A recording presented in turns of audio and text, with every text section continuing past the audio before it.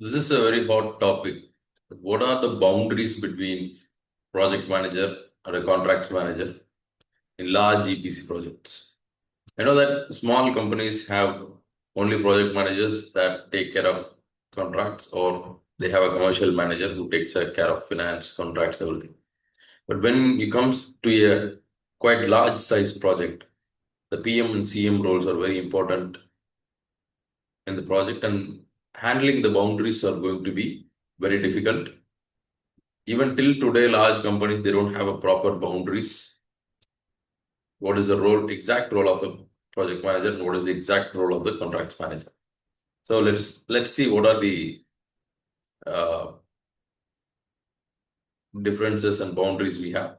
So why this topic matters? Most EPC projects fails mainly due to overlapping responsibilities. PMs assume ownership of everything. CMs assume control of every contractual matters.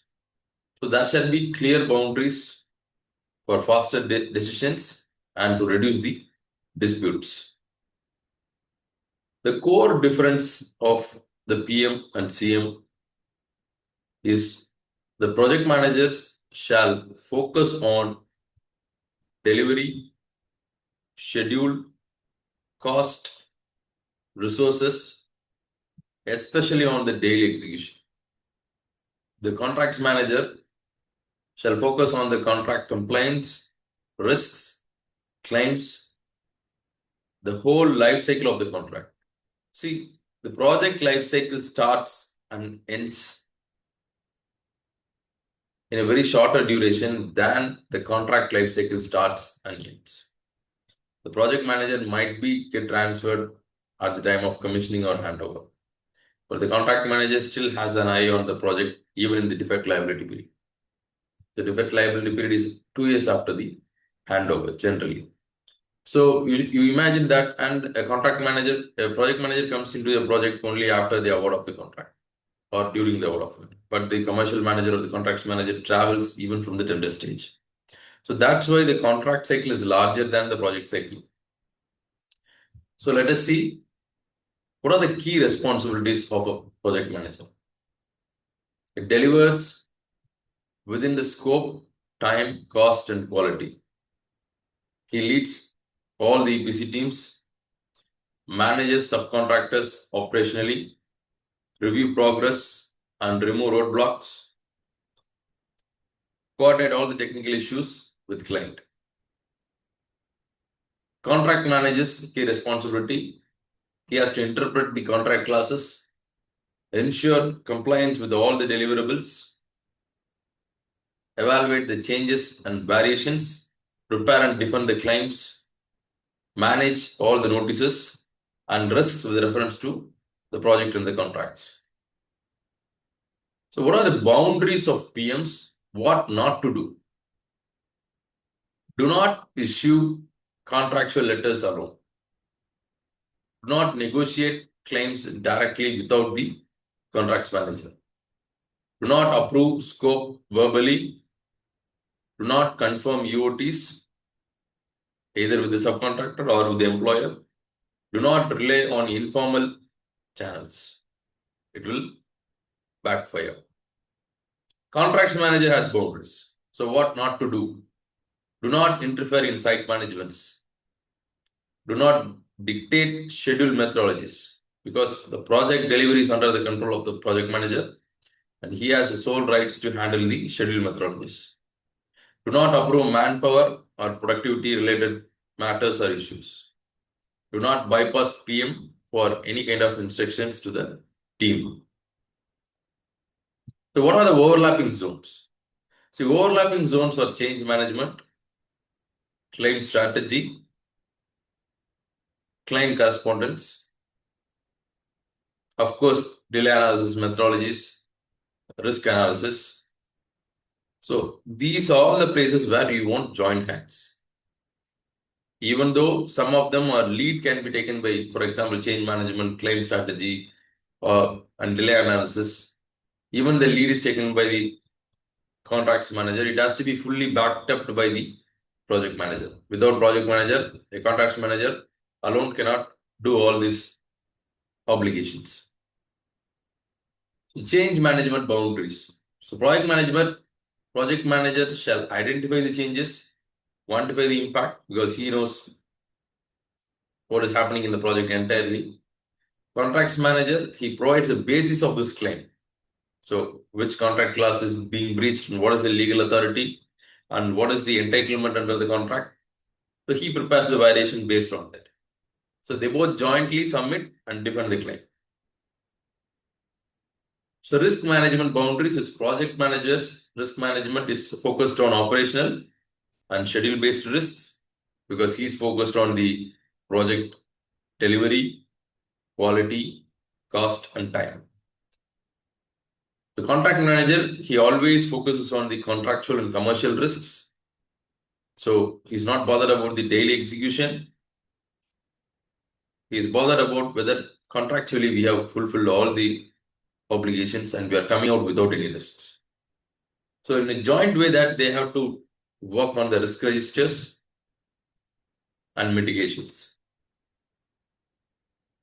Delay and EOT boundaries. So when it comes to EOT claim, so one side we are saying the schedule has to be handled by the project manager. The other side we are saying that the delay analysis has to be backed up with the contracts manager for a claim. So how does it work? The project manager, he documents the delays because contract manager is sitting away from the project, so he will not be able to understand what are the daily delays and maintain a delay log and proper updates of the programs. All comes under the project control and reporting to the project manager. So what does the contracts manager do? So whenever the delay occurs, there should be communication between the project manager and contracts manager that we have to send a notice. This is the delay. So he takes the decision of sending the notice and what is the entitlement and whether we are complying with the contractual requirements like mitigations in case of delay. So that advice will come from the contracts manager. Subcontract management boundaries. Of course, daily scope operational performance are going to be under the control of the project manager. He has to get the work done, focusing on the delivery, scope, project, everything is going to come on the project manager. So what is the role of the contracts manager is drafting the subcontracts and ensuring LDs, performance bonds are in place, payments, everything has to be controlled by the contracts manager in terms of commercial side. So jointly they should handle the variations because technically project manager is more sound to you what happened in the variation actually. So they both have to together handle the variations and disputes with the subcontractors. And project manager knows that how the subcontractor supported them at the worst place. No paper will say that and a contract manager will never understand that.